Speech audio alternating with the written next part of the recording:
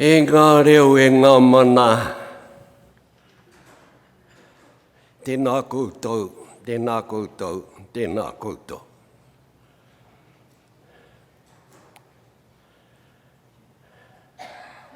Ko te Ariki Morehu taku ingoa.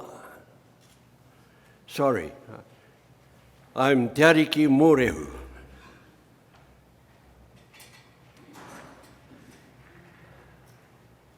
I have 3 children. I had 3 children. My youngest, of course, is Heeni.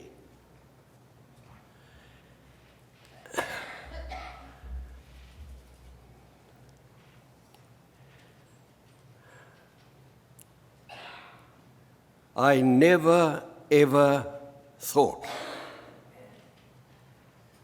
that this tragedy would happen to us, to me.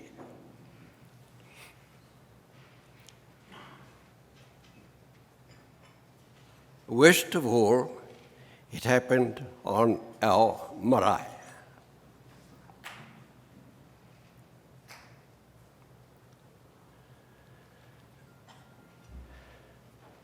So I'm here today to support my tamahine, to talk about the book she wrote about my mokopuna who committed suicide. Tēnā koutou. Morena te whare. You'll probably have a program in front of you if you miss my name. I'm Heeni. It's my papa and my husband, Taupe.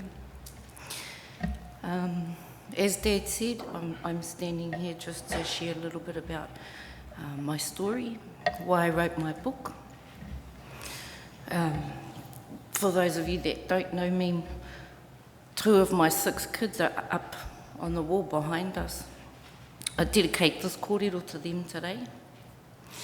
In 2009, both of my boys, Hepa on the left-hand side, Kahu on the right. So Kahu's the eldest, Hepa's second eldest. They were travelling to Rotorua to pick up one of my cousins. Hepa went to sleep. Kahu also went to sleep. Kahu was driving. They had an accident. They hit a truck. Hepa got no impact from that accident. Kahu got it all. So 10 days later, Kahu passed away. He was in ICU. He didn't wake up. We didn't get a chance to say goodbye.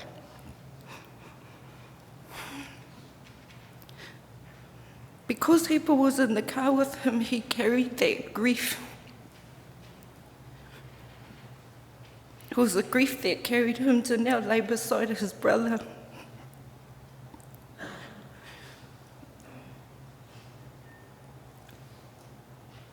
That's why my kōrero's dedicated to them. Before I carry on though, there's so many people that I need to thank, because they're the people that in fact organised this hui. I'm so proud that I'm Ngati Pikiao because I got the best support, my whānau, my papa and my kids. I have four kids still to look after, and it's really hard. It's really hard because these days where I want to be with them. I've contemplated being with them. It's too sore. I just want the pain to go away. Nobody could give me that magic potion that I so longed for. So all I wanted in my grief was to please tell me, how do I get through this, because it's not working. So with that kōrero there,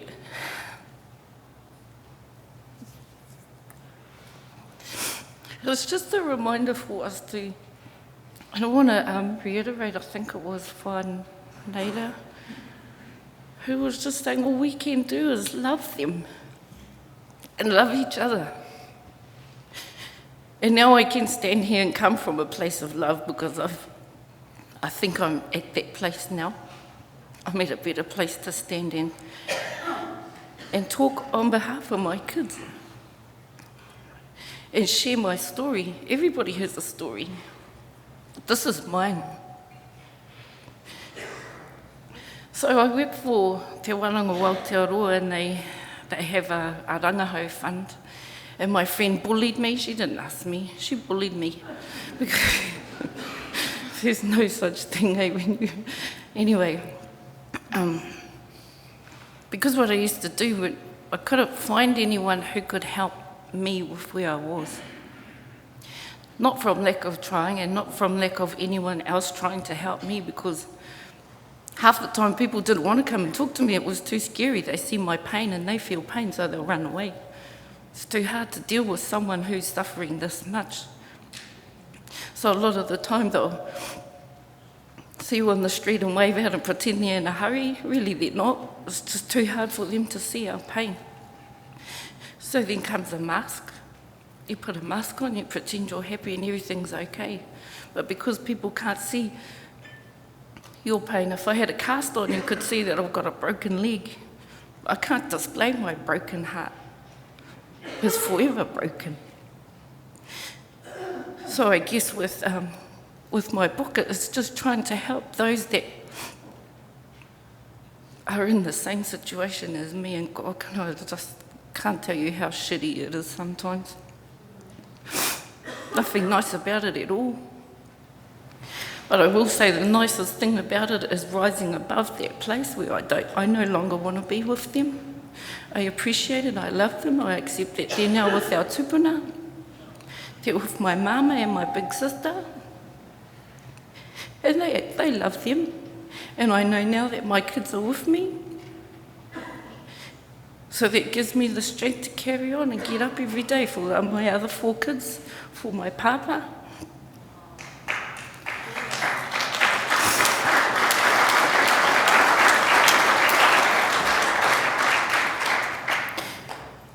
Anyhow, sorry, I was talking about my book, how I came to write it. So I got bullied into it. I used to write.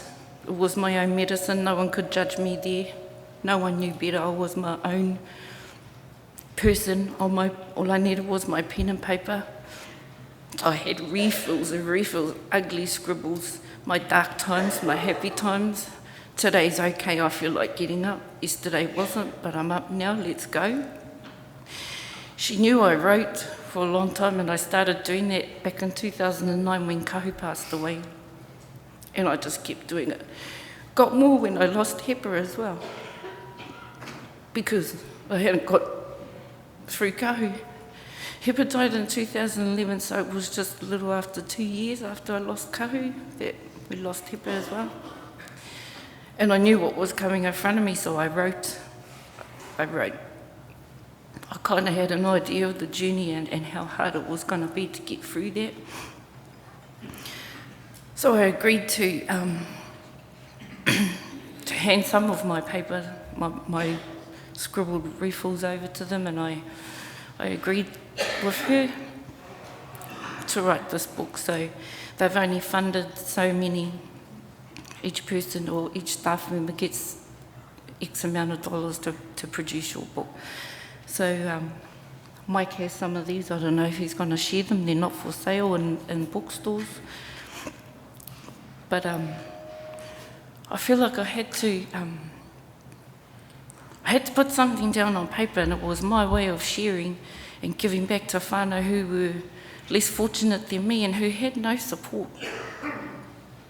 We've come across a lot of mums in different communities all across the country who haven't had that support. And when they have, sometimes the counsellor, and dare I say it, sometimes the counsellors cause more harm than good. I'm not afraid to talk about the elephant in the room. It's got to be done. I don't think anyone else can hurt me more than what I've been hurt before, so there it is. Anyway,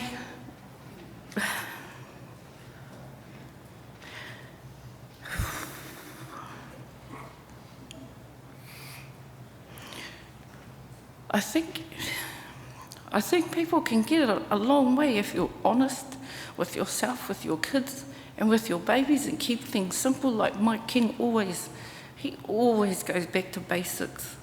And it's always the basics that our babies need. I know that now. Am I a good mum? Probably not. I have my cock-ups along the way. I'm not shy to admit that either. But I know what I know now, and I'm open to sharing. And I know that there's so many mums that are sitting in this room who are in the same boat as me. We're there to help and we're there to support. It's just what we do. We have to, otherwise them not being here has been for nothing. If we can't help each other, then well, it's just been a waste of time. I'm lucky too that I have my papa and my husband who always awhi me. They always awhi me and they always awhi my babies. Another big mihi I want to put out there too is my uncle who is sitting over there. He's never left us. He's been on this journey with us all the time. When we're working and when we're too busy away and when our kids have sports and that, it's him who paints my boys and keeps them fresh. There's those people too that you always have to take into consideration, because it's them that help us to keep getting up and keep moving forward. Because there's a lot of people who don't want to, and I can understand why. Grief is probably the most horrible thing that I've ever experienced, and I don't want it to be for nothing. I think I'm going to leave it there, and I'm going to let Taupe carry on talking. Ngā mihi rā kia koutou.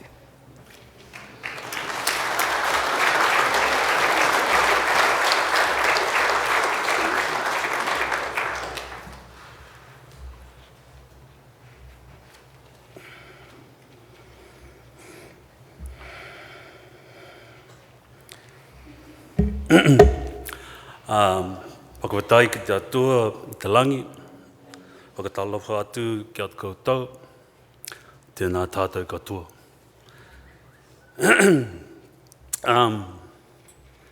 I'm Taupe Pou Poasa, Heeni's husband.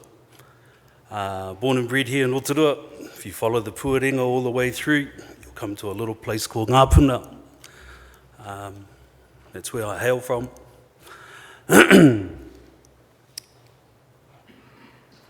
Heeni and I have been together since 2006.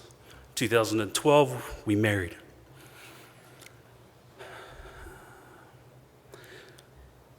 Sharing the experiences with the death of Kahu and Hepa with Heeni. Very hard.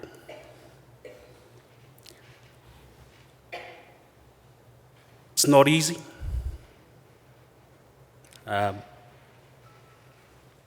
It's not easy listening to the one you love saying to you when it's just the two of you, and this will be the first time I've shared this with a group like this. It's not easy listening to her say, "My life sucks. I don't want to be here."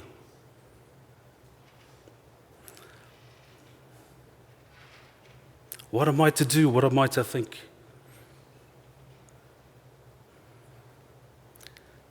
Thankfully, with the upbringing that my parents instilled with me, one thing that always stuck in my head when I got to that part, Dad's voice always rings when it gets to that, and he was always saying, "Te lotu, te lotu, te lotu." Dad's tōkalon, Mum's Maori from here. Mum was brought up in the Roman Catholic faith, the Catholic faith in Ngāpuna. So the power of prayer was a big thing in our family.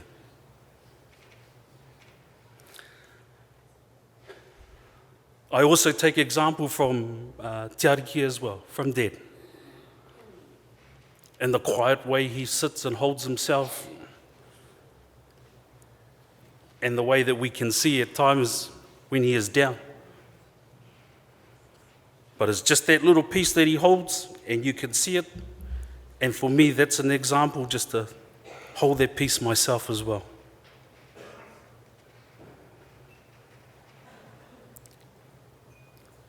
The pain gets alleviated a little bit when you have the support of all your whānau around you. I'm fortunate, and Heeni's fortunate as well, to have such a loving hapu that we do. For example, like this morning, our 4 kids, they're with their Auntie Evelyn here to pick them up early this morning, do all the drop-offs while we get ourselves ready to do this. If you take a look at how Heeni and Te Ariki are dressed, some days, some weeks,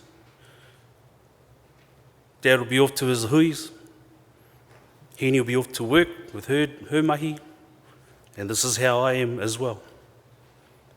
And so it's a run-of-the-mill hard grind that we go through.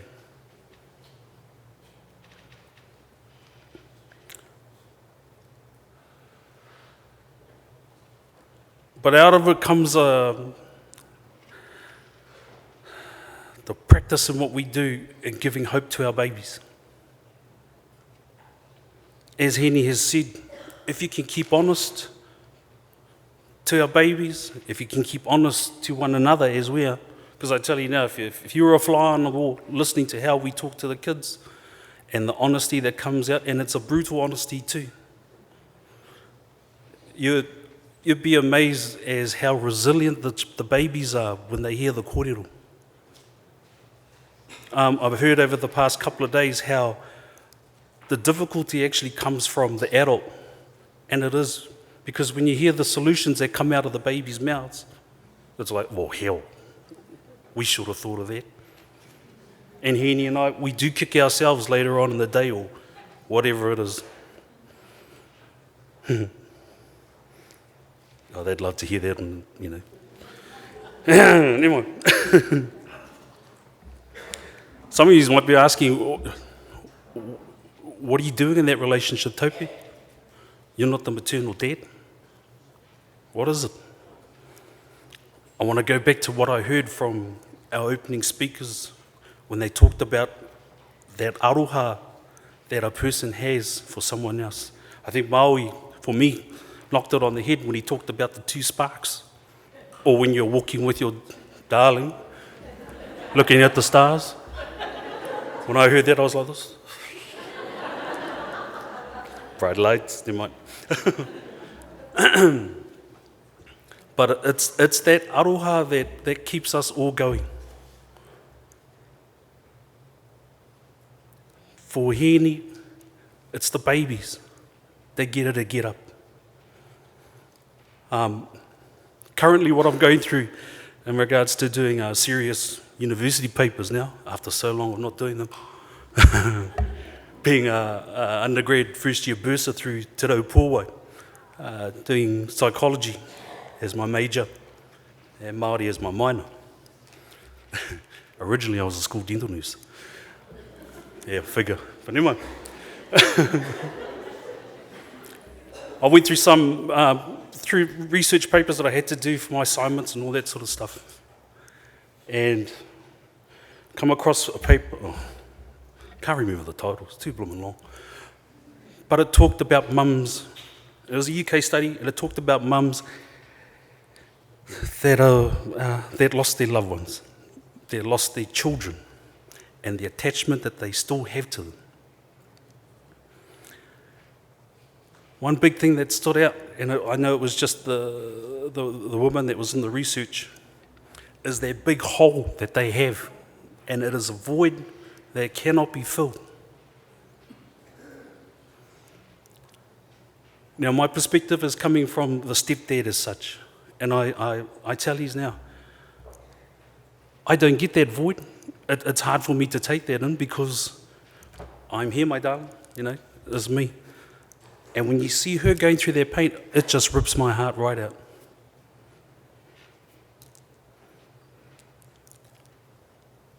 To you husbands, to you dads, stepdads.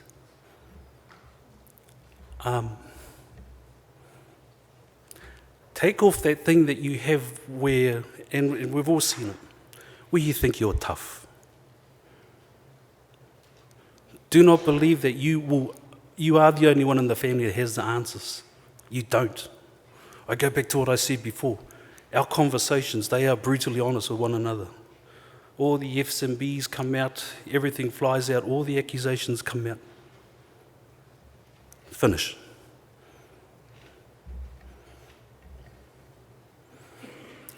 And as men, I believe you've got to practice that patience of sitting and listening. I know I've heard it where kōrero like this is important, but for us men, one thing we do very poorly is using these two things on the sides of our head.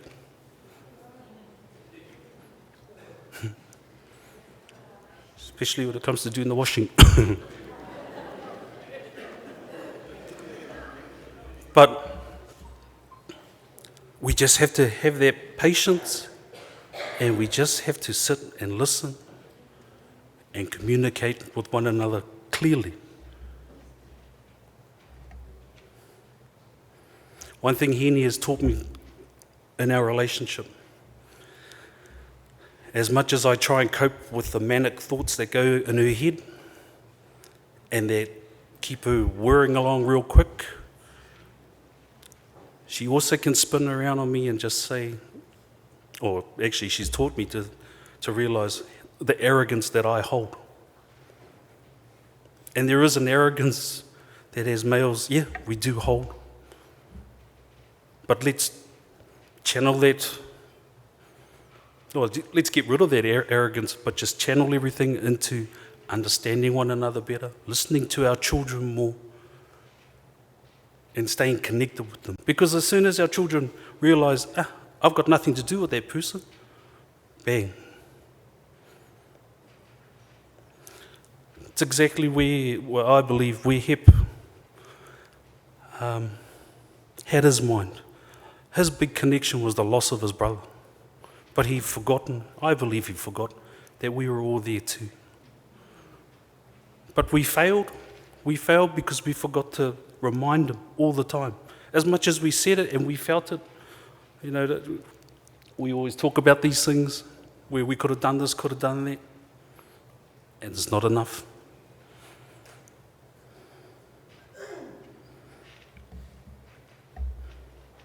I go back to the young ones that were with us today. I've got two of my own as well, Mulimao and Alexandria. Mao stays with his aunties in Ngāpuna, and Alexandria is in Tauranga with her mum. But they come and visit, they come and see us also. And they all know one another as brother and sister. And they too also grew up for the brief 3 years, 3 to 4 years that Hepa and Kau and Hepa were with us all. But look, rising up through all of that,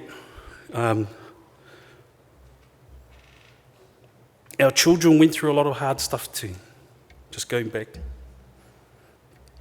Uru especially. If ever you get a chance to meet Uru or watch him play rugby, watch him. He's deadly. I don't know why I'm backing up, because I'm always rubbishing about his kiki. Uru went through a part there where he felt the weight of all that responsibility that he had from his two older brothers, all thrown on him. It was heaps. The way he responded to all of that, you know, he still got a cheeky mouth. He had a cheeky mouth even when I came on board. I didn't change it. He's still the same. He's growing though, he's maturing. But he went through a stage there where we had, and when I say we, it's us, our whole whānau, and all the others had to help him, where he was going through a phase, and it wasn't a phase, but it was a part where he was possessed.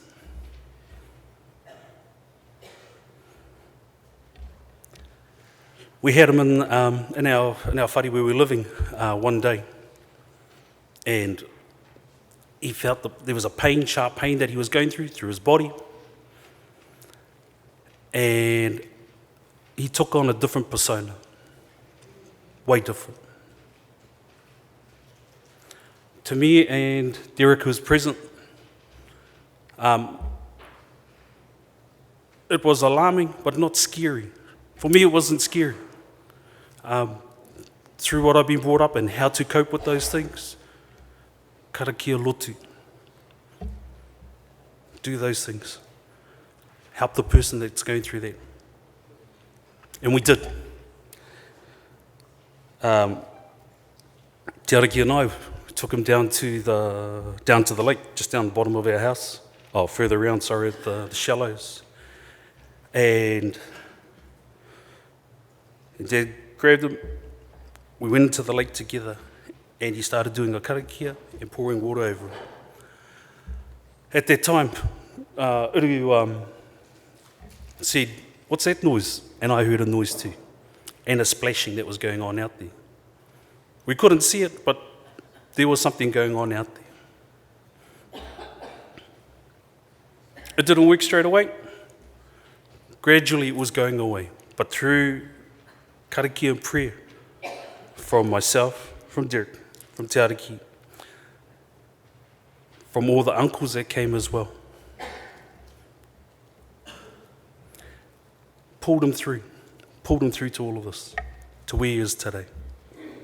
Now, I draw on what's been done in the past in regards to karakia and prayer.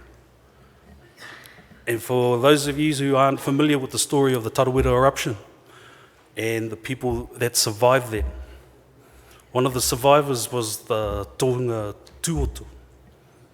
They dragged him out of his whare. What was he doing? He was in the back of his whare, praying, saying his karakia. I know those times were cataclysmic because the stories from our family were the stories of my tupuna that survived as well. They survived through the karakia that they knew to keep them protected. Through that, it was a cataclysmic eruption. It killed everything that was up there. And the tupuna that I know of that travelled through that time, and that's with rocks and everything falling down on them. I mean, you can go to YouTube to see all those big eruptions that happen.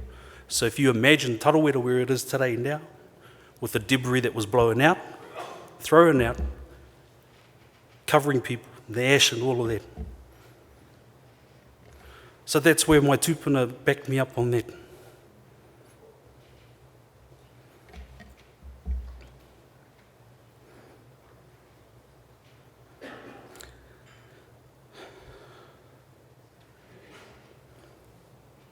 The work now that we've done in practicing the hope for our babies. Heeni's book, Tree of Life, My Journey with Grief, has had a big impact on a lot of people throughout Aotearoa and Australia. Facebook is littered with private messages to her, emails to her, asking, where do I buy the book? Where do I buy the book? Fortunately for those, she will always say, I'll give it to you. And she will always add to that, if you feel that others need it, give it to them. In my work as a youth service coordinator with Te Ariki Pikiao Trust, I work in Murupara supporting those young ones that aren't engaged in any type of education or work-based training. Shucks, I was trying to figure out how I was going to throw work into this. But in Murupara, there's a support group that Ani Marsha started. They use these books to help them with their journey, with the ika whenua, haura over there. And I believe there's also a support group in Tokoro that has copies of this book as well, to help those mums, young mums, understand, especially those that have the babies. You are very fortunate to look at their baby, so look after their baby. But at the same time, they also teach not to centralise everything as to the individual. Bring in that wider family, bring in that wider whānau. As they say, it takes the pa to raise the child.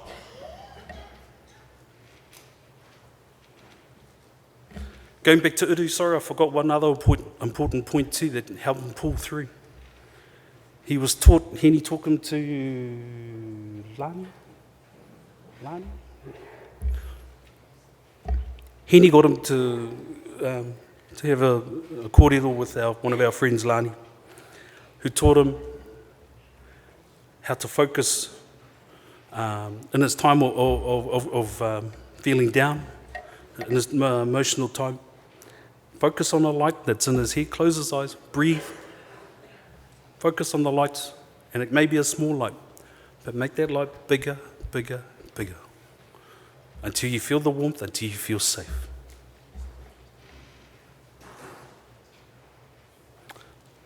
Okay, just to change to the next slide. Now this is where our hope is leading to.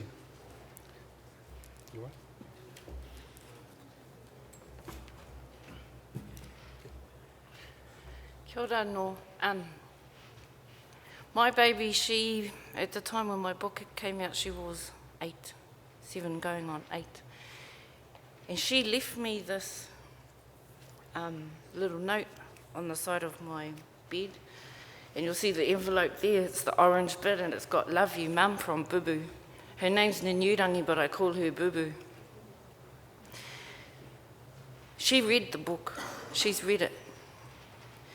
She understood more than what I thought she did, because she left that note, and I'm not sure if you can read it, but it says, "Congrats, Mum, for writing a book and not giving up on us four.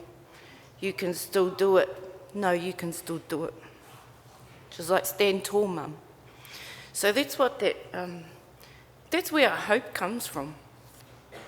You know, that's just a reminder as to why we have to get up every day and we have to carry on doing this mahi if it helps just one more person.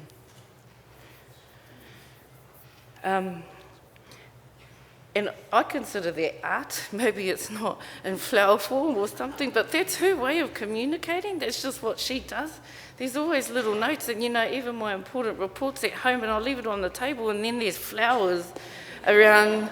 She always does it. It's what she does. But that one I wanted to share because there are our babies that do that. And just take maybe a little bit more notice and awhi them with probably what's her name? Shona. With, you know, whether it be in words, whether it be colour, painting, whatever. But I just wanted to share that with everyone today. Oh, go you talk. Sorry, these next ones here are the still here. On the left here is Te Puehu with his nephew Tahurirangi. These are the next photo, the next still. Right in the foreground here is Ngurangi. There's Bubu there. What we didn't realise was that the promo in between the breaks while we're having this seminar here, these guys were up on the wall. I just wanted to share. I'm a member of a Facebook page there. It's for Mum. It's a closed page. But this poem was written anonymously, and I put it in my book because it just kind of reflected a lot of us parents. So it goes like this. It's titled "Ugly Shoes." You may have heard it before, but I just felt it's appropriate. I'm wearing a pair of ugly shoes. They're ugly shoes, uncomfortable shoes, and I hate my shoes. Each day I wear them, and each day I wish I had another pair. Some days my shoes hurt so bad I don't think I can take another step, yet I continue to wear them. I get funny looks wearing these shoes. Their looks are sympathy. I can tell in others' eyes that they're glad they're my shoes and not theirs. They never walk in my shoes. They never talk about my shoes. To learn how awful my shoes are might make them uncomfortable. To truly understand these shoes, you must walk in them. But once you put them on, you can never take them off. Now I realise that I'm not the only one who wears these shoes. There are many pairs in the world. Some women are like me and ache daily as they try to walk in them. Some have learned to walk in them so that they don't hurt quite so much. Some have worn the shoes so long that days will go by before they think about how much they hurt. No woman deserves to wear these shoes. Yet, because of these shoes, I'm a stronger woman. These shoes have given me strength to face anything. They have made me who I am, and I'll forever walk in these shoes of a woman who has lost a child. Nei rā te mihi kia koutou. Kia ora.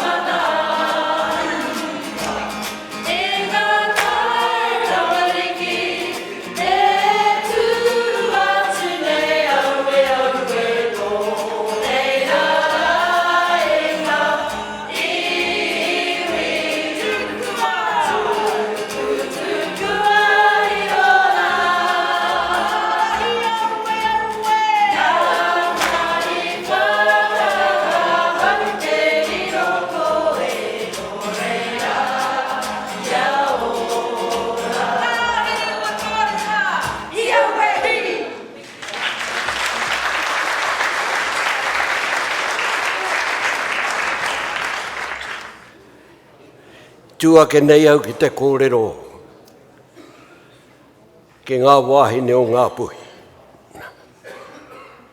Koutou kei ngā whanaunga, e haria mai e koutou tētahi kaupapa nui, whānui, hōhonu, ki waenga nui a tātou kōrero ai. E kōrero tia nei e koe i runga i mua i a tātou, te ngārara kai te haere mai ki te kai a tātou i te iwi Māori.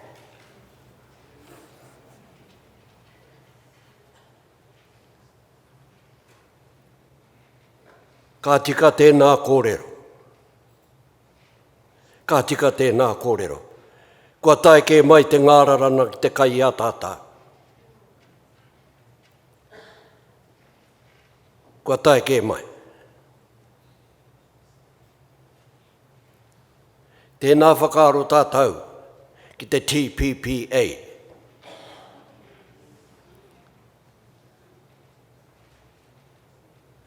Ko ngā rongoa, kaore tukuna mai ki a tātou mo te kore noai.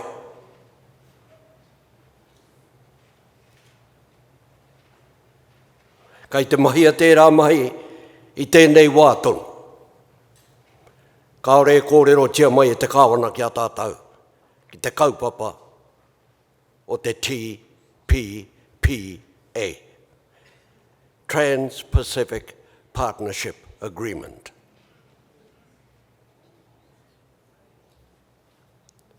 I tūua i tētahi, i roto i tā rātau kōrero.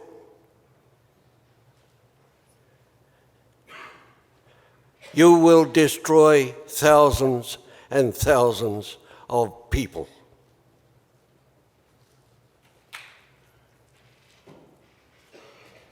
Ka iau ngā pepa e pupuri ana. Koutou e pīrangi ana kia kite i te pepa nei. Haere mai, kai kora au e noho ana. Kia ora tātou.